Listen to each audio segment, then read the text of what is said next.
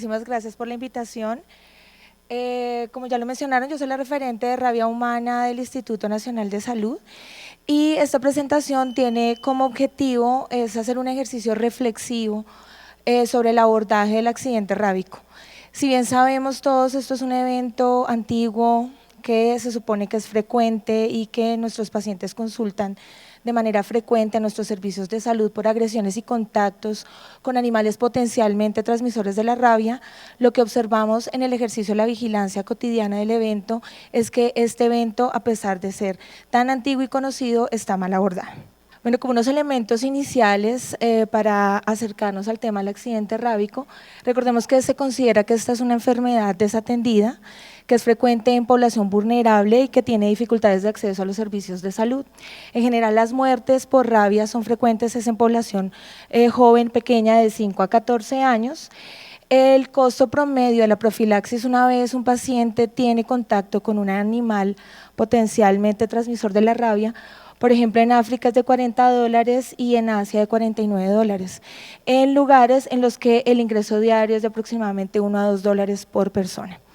En nuestro país, el tratamiento es suministrado en su totalidad, es decir, suero y vacuna es suministrado en su totalidad por el Ministerio de Salud y Protección Social y es enviado y es disponible para todas las entidades territoriales, tanto del orden departamental como municipal. Es posible eliminarla cuando hacemos un ejercicio intersectorial cuyo foco debe estar centrado en la vacunación para perros y gatos y la correcta atención a las personas agredidas. Recordemos además que Colombia hace parte de los países que han firmado el compromiso de eliminación de la rabia transmitida por perro y el control de la rabia transmitida por murciélagos. Algo de historia, como ya se los había mencionado, es un evento bastante antiguo, ya hay descripciones desde la antigua Grecia. Desde el siglo XIX ya se contaba con la descripción de la transmisión del agente causal y es a finales del siglo XIX en que Pasteur identifica que además de estar en la saliva, el virus también se encuentra en los tejidos nerviosos y adicional a eso, en esta época él también hace los primeros ejercicios de vacunación a pacientes o de tratamiento a pacientes que habían sido agredidos por perros. De igual manera, también a finales del siglo XIX se describe la inmunización pasiva para el virus de la rabia y en 1973 se recomienda por OMS-OPS el tratamiento con suero para algunos casos. Recordemos, el virus de la rabia es del género de los lisavirus, de la familia de los rhabdovíridas. Su periodo de incubación puede variar de 10 a 60 días, pero hay casos en los cuales el periodo de incubación puede llegar a 1 año o más. 55 muertes se producen al año en el país, el 95% de estas muertes se concentran en Asia y en África y casi 30.000 de estas muertes se presentan en la India. En Colombia, este es un evento de notificación obligatoria de interés en salud pública. Lamentablemente no se enseña de manera frecuente a nuestros profesionales de salud, tanto en los programas de pregrado y posgrado, por lo que es frecuente identificar algunas fallas en su abordaje. Como generalidad, recordemos que el virus de la rabia tiene 2 ciclos de la rabia humana, el ciclo urbano, que es frecuentemente transmitido por perros. Se considera que también allí están los gatos, pero recordemos que los gatos tienen unos hábitos un poco más distantes al humano, que pueden estar llegando a zonas boscosas, entonces frecuentemente el ciclo urbano es transmitido por el perro, la variante 1 es la variante perro, y de igual manera está el ciclo silvestre, el cual se transmite por murciélagos, zorros y diferentes tipos de animales. Allí encontramos las variantes 4 y 5, que son de murciélagos herbívoros y hematófagos en su orden, y de igual manera la variante 8, que es la variante zorro. Sin embargo, estamos encontrando en algunos departamentos que hay tanta cercanía entre perros y zorros que cocirculan variantes entre estas 2 especies. Y de igual manera encontramos algunas variantes atípicas que cuando hacemos genotipificación identificamos que pueden ser más cercanos a una u otra variante. En este mapa presentamos la distribución de casos de rabia transmitida por perro a nivel mundial. Los países y las zonas que encontramos con azul oscuro son aquellas en donde hay transmisión frecuente de, hay casos de rabia transmitida por perro, Y de igual manera hay casos de rabia humana transmitida por perro. En las áreas naranjas lo que identificamos es que efectivamente hay casos de rabia animal por perro y más no tan frecuente casos de rabia en humanos transmitida por perro. En nuestro país, a pesar de que encontramos casos de rabia en perro, la transmisión a humano está controlada. Sin embargo, es importante que tengamos en cuenta que varios de los países de Latinoamérica persisten con transmisión de rabia en perro, es así como Perú, Bolivia y Venezuela, de manera frecuente tienen casos de rabia en perro y también transmisión a humanos. Este es el panorama de nuestro país. En el mapa presentamos por las entidades territoriales en las cuales se han reportado casos de rabia humana desde el año 2000 hasta el año 2017. Veamos que hemos encontrado en esta serie de años 38 casos. El último caso de rabia humana se detectó en el año 2017. Entonces pensemos que esto no es un tema lejano y que ya el año pasado tuvimos un caso. Las entidades territoriales donde hemos identificado casos de rabia en humanos son Boyacá, Casanare, Cauca, Chocó, Cundinamarca, Santander, Santa Marta, Putumayo, Tolima y Valle del Cauca. Presento a continuación por regiones para que logremos identificar cuáles son aquellos municipios en donde se han identificado casos. Miren, en la región de Cundinamarca 4 casos, el último en el año 2017. En el departamento del Tolima, el último caso en el municipio de San Luis, y por su parte en la región de la Orinoquía, un caso en el 2017 en el municipio de San Luis de Palenque.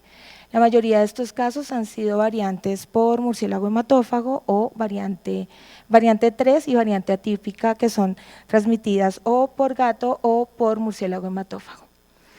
Por su parte, en la región pacífica y oriental, tenemos en el Chocó, tuvimos 17 casos en el año 2004 y 2005 de variantes transmitidas por murciélago hematófago. A su vez, en el departamento del Cauca, variantes 3, que es variante hematófago, una transmitida por agresión de murciélago hematófago y otro por gato.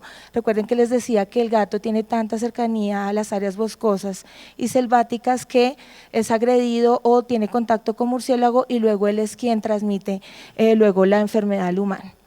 Por su parte, en la región oriental tenemos casos en Santander y en Boyacá, nuevamente están allí los murciélagos hematófagos y los gatos transmitiendo variantes hematófago. Por último tenemos Santa Marta, estos tanto en la región Caribe como en la región de la Amazonía, hago un llamado de atención allí, fueron variantes perro, es decir, transmitidas entonces por contacto entre el perro con el humano. Este es el panorama para la rabia humana. Ahora pensemos un poco de la rabia animal. Todas las áreas que tengo señaladas en el mapa con azul representan departamentos donde de manera frecuente encontramos focos de rabia animal, ya sean animales domésticos o animales silvestres, llámese murciélagos, grandes roedores, etc. Entonces el riesgo es permanente para nuestro país. Este es el número de casos de la serie de años 2010-2017. Y por su parte, este mapa, cortesía del Instituto Colombiano Agropecuario, las entidades territoriales donde tenemos casos de rabia en animales de producción primaria, es decir, caballos, vacas, bovinos y ovinos. Para el año 2018 ya tuvimos un foco de rabia animal, era un gato, variante hematófago, y a la fecha llevamos 20 focos de rabia en animales de producción primaria. Entonces, si vemos la cercanía de la rabia al humano en nuestro país es bastante cercana.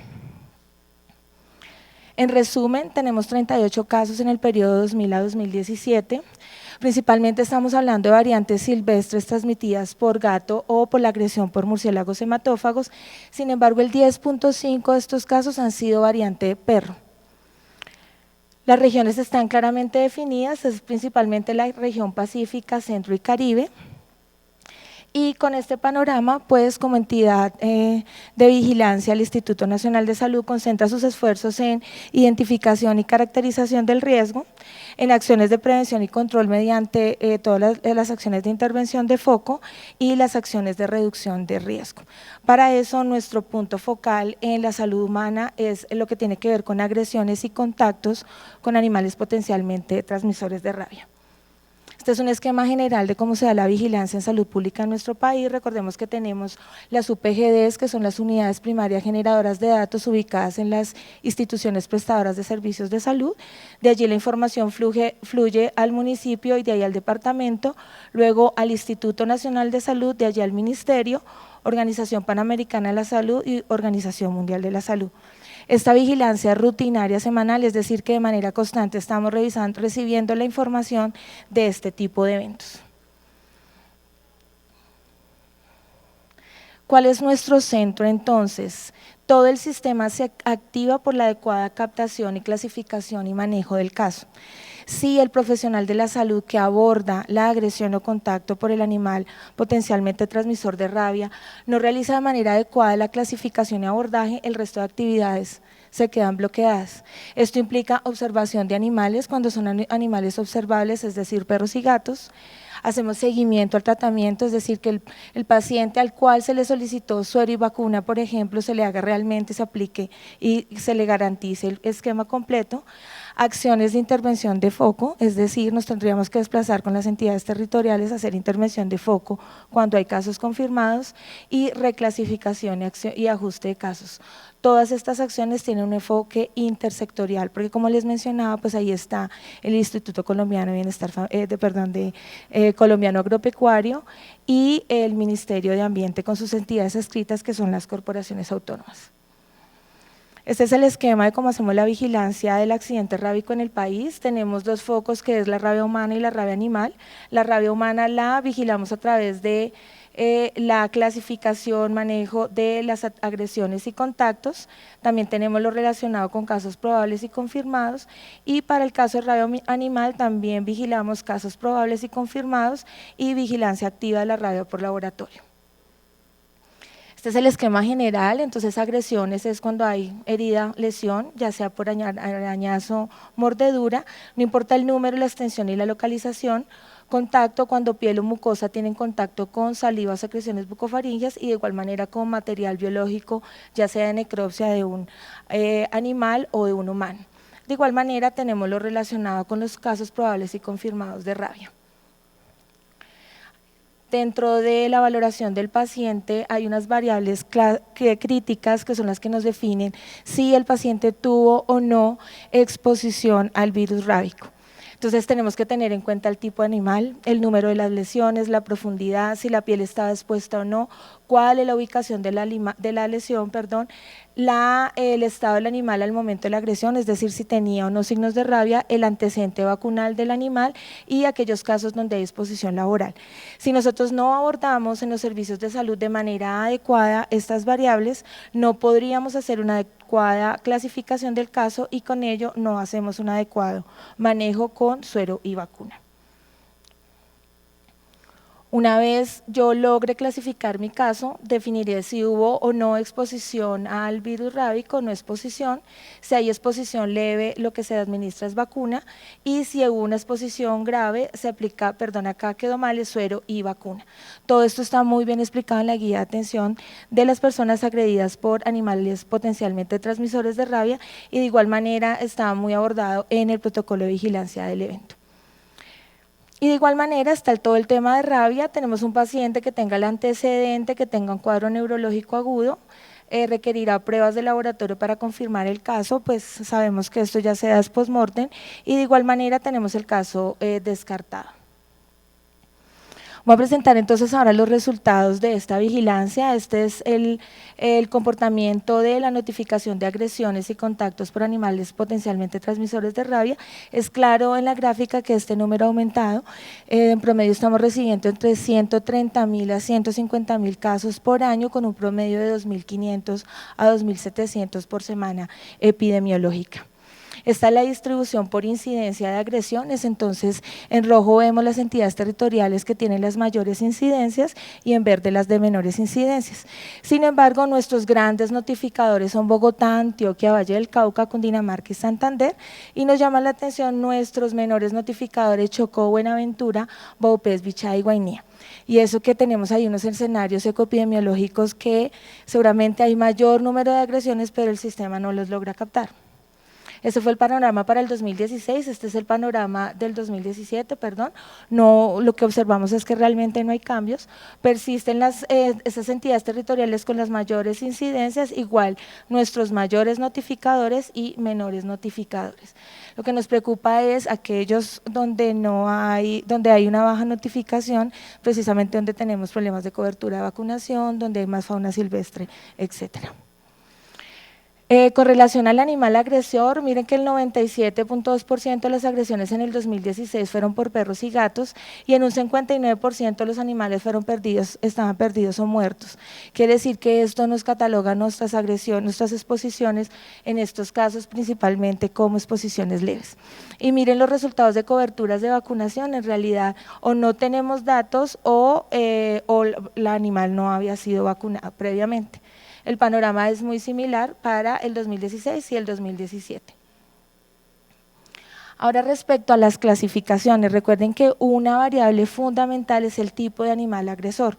Todos los animales silvestres son considerados y los animales de producción primaria son considerados exposiciones graves y este es el resultado de lo que nuestros profesionales de salud están clasificando. Entonces, miren, bovinos, equinos, porcinos, un porcentaje amplio en el que todavía estamos clasificando como no exposición, que son los azules. Animales silvestres en los que tenemos claridad en el riesgo, todavía tenemos porcentajes en los que se siguen clasificando como no exposición o exposición leve y de igual manera ocurre con otros silvestres y ovinos y caprinos en los que sin embargo hay porcentajes altos en que estamos clasificando como no exposición, es decir, esos pacientes están quedando sin manejo.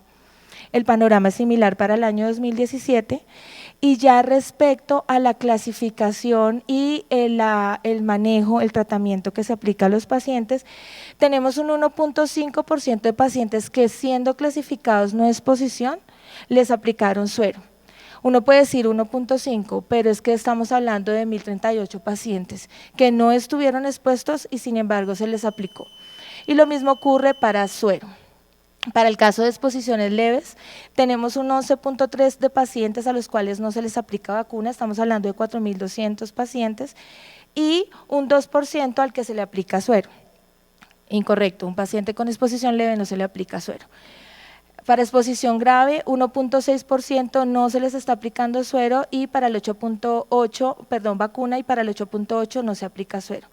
Para el caso de lavado de herida, que sabemos que es una de las medidas fundamentales una vez hay agresión, todavía tenemos un 3%, que son 3.492 pacientes a los cuales no se les está haciendo un adecuado lavado. Y para el caso de la sutura, en el 8.4 todavía estamos realizando sutura. Los resultados son similares en el 2016 para lo que observamos en el 2017. En conclusión, casos que no están adecuadamente clasificados y que por lo tanto no se hace un manejo adecuado. Que identificamos desde el Instituto Nacional de Salud y que es un trabajo conjunto también con el Ministerio, entonces clasificación incorrecta de la exposición, fallas en la definición del manejo, desconocimiento de la guía de atención y protocolo de vigilancia. Entonces el profesional de salud no sabemos si está haciendo una adecuada valoración de riesgo y por último todo el tema de percepción de riesgo en la comunidad. Recordemos que varios de los casos de rabia que hemos tenido en el país han sido personas que no consultan al servicio de salud o por el contrario, como el último caso del 2017, la paciente consultó varias veces al servicio de salud y siempre se le decía no, vaya por consulta prioritaria o no se preocupe que su cuadro no corresponde a nada de gravedad. Para concluir, resaltamos que sigue siendo un evento de interés en salud pública para nuestro país, tanto así que ya tuvimos el año pasado un caso. Nuestro país demuestra que hay capacidad de que el virus tenga reproducción cruzada entre reservorios naturales con perro-perro, perro-zorro, perro-gato. Eso habla de interacción entre nuestras especies y varios de nuestros casos transmitidos por gato han sido por variante murciélago hematófago. Dadas las características de nuestro país, es muy frecuente que tengamos quirópteros y fauna silvestre que tienen capacidad de transmitir la rabia. Esto representa un riesgo alto para nuestra población y sin embargo estas poblaciones que se encuentran cada vez más cercanas a estos animales silvestres a veces están muy alejadas de nuestros servicios de salud. La reducción que hemos visto en la frecuencia de casos de rabia humana y animal efectivamente son el resultado de acciones intersectoriales, pero como se muestran en los datos todavía nos falta trabajar bastante y es un reto para el país.